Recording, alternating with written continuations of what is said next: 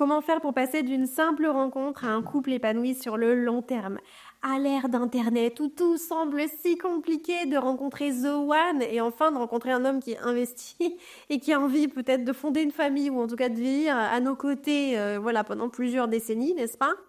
Voici les petites erreurs inconscientes que vous faites au quotidien et qui vous empêchent de vivre cette relation que vous souhaitez tant vivre. Je sais à quel point ça peut être frustrant, voire blessant, de voir une relation naître, avoir l'impression qu'on a enfin trouvé la bonne personne, qu'on a mis le doigt dessus, et finalement, il y a une inversion de tendance, on ne comprend pas pourquoi, et du coup, comme on ne sait pas pourquoi ça s'est arrêté, comme on n'a pas vraiment d'explication, c'est difficile de corriger potentiellement nos erreurs pour ne pas les reproduire après.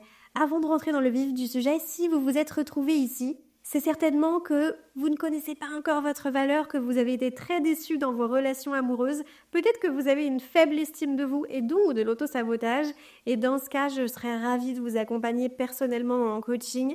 C'est le début de l'année, c'est le moment où on prend des bonnes résolutions et souvent on a plein de bonnes intentions en janvier, mais au fur et à mesure, ça s'effrite un petit peu et on laisse tout ça de côté. Si ce que je viens de dire résonne en vous, je serais ravie de vous recevoir en coaching. N'hésitez pas à cliquer sur le lien qui se trouve dans la description juste en dessous pour réserver votre première séance. La première erreur que vous faites sans vous en rendre compte, c'est d'être trop disponible. Alors attention, je ne dis pas, parce que je parlais à l'instant de relations, de manipulation, etc., je dis pas qu'il faut faire semblant d'être indisponible, qu'il faut avoir un emploi du temps de ministre et de dire « Ah non, je suis pas disponible mardi » alors que vous l'êtes et que vous allez passer la journée devant la télé, n'est-ce pas? Non. Ce que je dis, c'est que si vous donnez le même type d'énergie, de temps et de disponibilité à quelqu'un que vous connaissez depuis une semaine qu'à quelqu'un que vous connaissez depuis 10 ans, votre meilleur ami d'enfance, il y a un problème. Il faut y aller crescendo. Quand on a passé quelques heures avec une personne, c'est chouette, on a peut-être une super alchimie, un super bon feeling. Ça ne veut pas dire qu'on doit donner corps et âme et passer tout notre temps disponible avec cette personne. On a souvent l'impression qu'en donnant beaucoup, on montre à l'autre qu'on tient à lui. Et c'est vrai.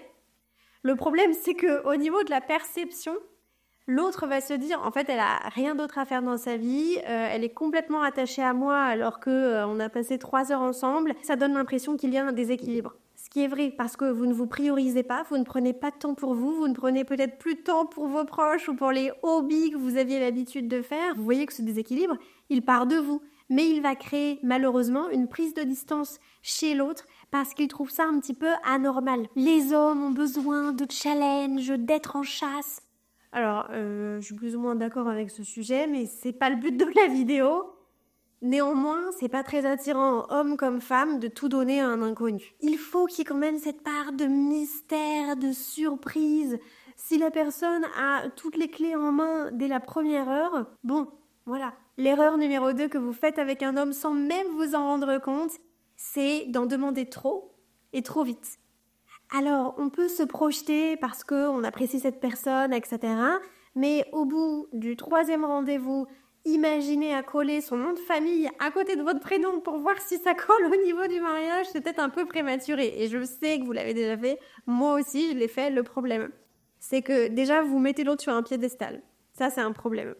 Il va le ressentir, même si vous ne le dites pas concrètement, ça va se ressentir dans votre façon justement de vous montrer disponible, la manière dont vous allez donner et vous investir dans cette relation. Et si c'est déséquilibré à nouveau, ce n'est pas attirant. Et surtout, ça crée une pression énorme pour la personne qui se trouve en face de vous parce qu'elle a besoin de plus de temps pour créer une connexion. Et vous voyez que, encore une fois, là, on parle de manque d'équilibre, mais un manque d'équilibre qui part de soi. Je sais que c'est pas très agréable à entendre, mais c'est justement ça qui nous permet d'évoluer, d'avancer et de retrouver justement cette sérénité. Parce que les prises de distance, l'auto-sabotage, etc., tout ça, finalement, ça part de nous. On est créateur de notre vie, on est acteur de notre existence. Vous ne voulez plus être spectatrice, là. C'est fini, le siège passager dans la petite voiture, non.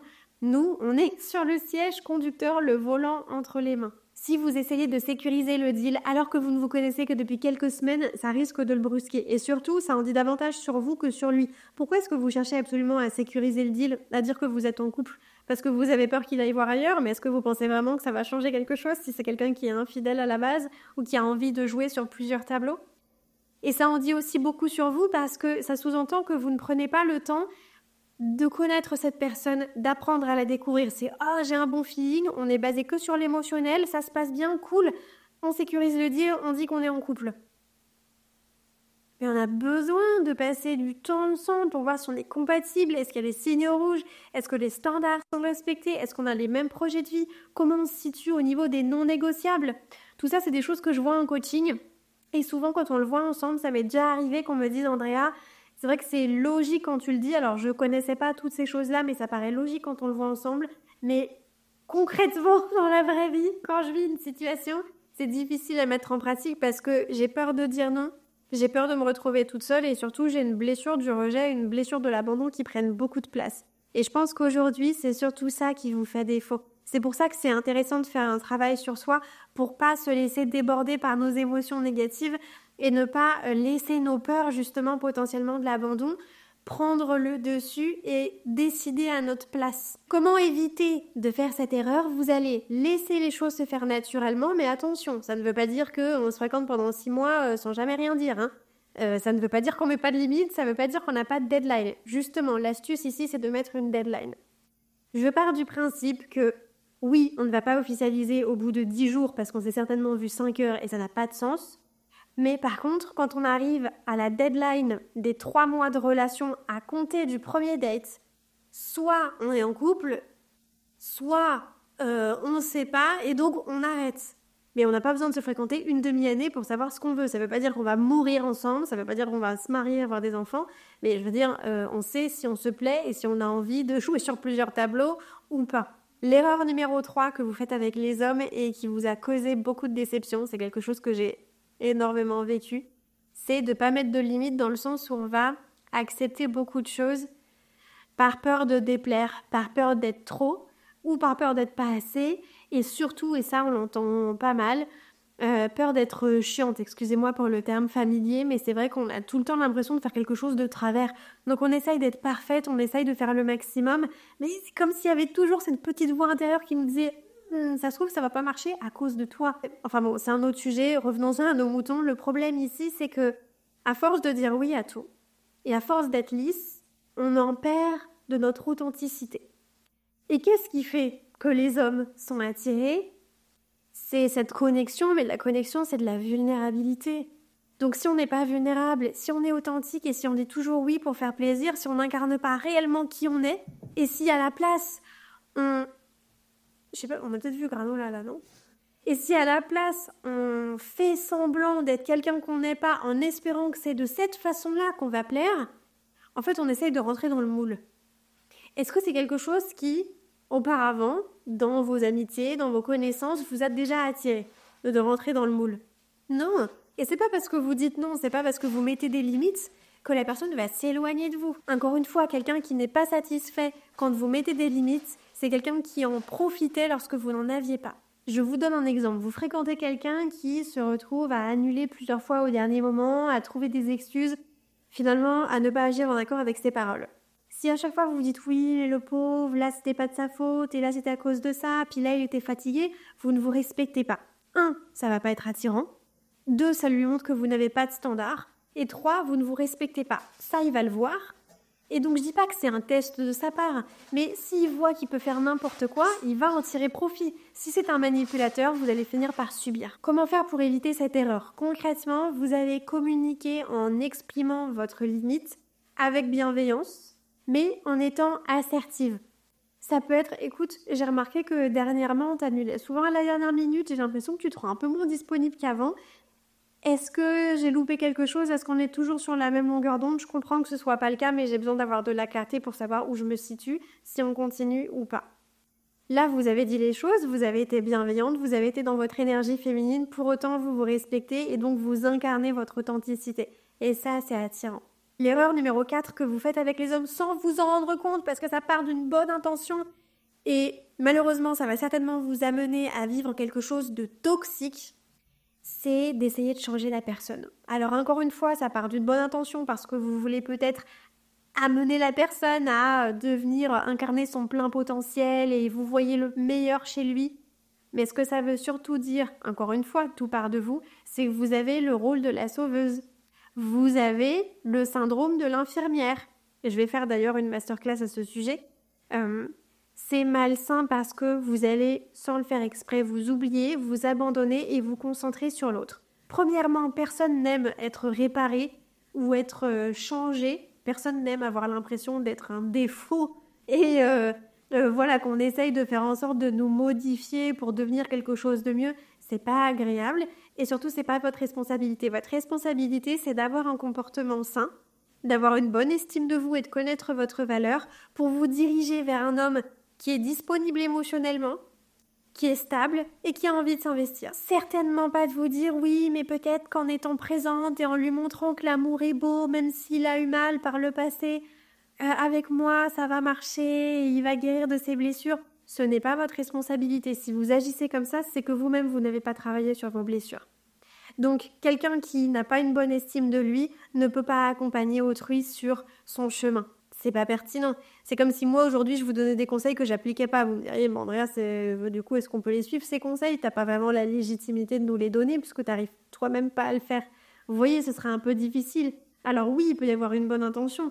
Mais si ma vie était chaotique derrière, ce serait pas très cohérent. Là, c'est pareil. C'est pas votre responsabilité d'aider qui que ce soit. Néanmoins, c'est mon mot préféré, il y a une différence entre essayer de sauver un inconnu ou quelqu'un qu'on connaît depuis 1 mois et demi et être présente pour ses proches, être présente pour son partenaire qui vit un moment difficile. Ça fait 2 ans qu'on est ensemble et tout se passe bien, etc. Mais là, il traverse une passe difficile. Je dis pas de laisser tomber les gens que vous aimez. Je dis de ne pas vous mettre volontairement dans une situation qui est compliquée dès le départ. Ça, c'est malsain. Et enfin, raison numéro 5, et pas des moindres, puisque c'est la raison pour laquelle nous sommes ensemble aujourd'hui, ne pas vous prioriser. Ne pas prendre de temps pour vous, ne pas prendre de temps pour vous ressourcer, pour faire du journaling le soir, pour passer du temps avec vos proches. Ne pas vous prioriser, en fait, concrètement, c'est ne pas dire non quand vous en avez envie, ne pas mettre des limites quand il le faut, c'est se baser sur le potentiel alors que vous devriez voir les signaux rouges pour ce qu'ils sont et prendre vos distances, tourner les talons et partir. Voilà. Là, on a des exemples concrets. Souvent, vous me dites, même en coaching, Andrea, mais concrètement, comment on fait pour s'aimer? Comment on fait pour se prioriser au quotidien? Ben, c'est ça. Quand on se retrouve dans une situation compliquée et qu'il y a une décision difficile à prendre, c'est certainement cette décision-là que vous devriez prendre. Oui, c'est inconfortable, mais se prioriser, c'est ça. C'est pas aller se faire une manucure et se faire un massage. Je vais prendre soin de moi. Oui. Bon, d'accord. Mais c'est briser son schéma répétitif relationnel. Et briser ce schéma répétitif, c'est se mettre en avant soi quand personne d'autre ne le ferait. Parce que cette fameuse phrase que j'entends à tout va, je suis restée quand tout le monde serait parti, mais c'est pas une bonne chose. C'est pas humble, c'est pas stylé, ça veut pas dire qu'on est généreux, ça veut dire qu'on se respecte pas, qu'on s'abandonne et qu'on s'oublie. C'est pas qu'on est une bonne personne, c'est qu'on a une faible estime de soi. Si tout le monde serait parti, c'est peut-être le moment de se demander pourquoi est-ce que nous on est restés. Parce qu'on s'accrochait à l'espoir, parce qu'on s'accrochait au potentiel. Mais si on doit se concentrer sur le potentiel, c'est que la réalité n'est pas satisfaisante. Si on doit penser au futur et au potentiel, c'est que le présent, actuellement, ne nous apporte pas ce qu'il faut pour qu'on se sente nourri et épanoui. Je suis très curieuse de savoir quelle est votre bonne résolution pour 2025, qu'est-ce que vous allez mettre en place et comment est-ce que vous allez vous prioriser. Dites-le nous dans les commentaires, je vous réponds, on va toutes se soutenir, je pense que ça peut nous donner un élan de motivation, même si la motivation, encore une fois, c'est pas quelque chose auquel je crois, moi je crois en la discipline. Et si vous avez envie d'aller plus loin, de rencontrer The One, de faire de cette année l'année de votre renouveau, de briser vos schémas répétitifs et d'augmenter votre confiance en vous, n'hésitez pas à cliquer sur le lien qui se trouve juste en dessous pour réserver un coaching avec moi. J'ai plein de femmes qui m'ont écrit à la fin de l'année pour me dire qu'elles avaient passé les fêtes de fin d'année avec leur nouveau chéri à la suite de notre coaching. Et je serais ravie que d'ici quelques mois, l'année prochaine pour les fêtes, ce soit vous qui soyez dans cette situation. Le pouvoir est entre vos mains. Je vous laisse cliquer sur le lien dans la description pour vous prioriser concrètement. Si ça vous a plu, je serais ravie de voir un petit j'aime, un petit commentaire, peut-être de vous abonner à Boost ta confiance. C'est ce qui aide l'algorithme à pousser justement la chaîne vers de nouvelles personnes et ça me permet d'accompagner de nouvelles femmes sur leur chemin de transformation. En attendant de vous retrouver la prochaine fois, prenez soin de vous et je vous dis à bientôt.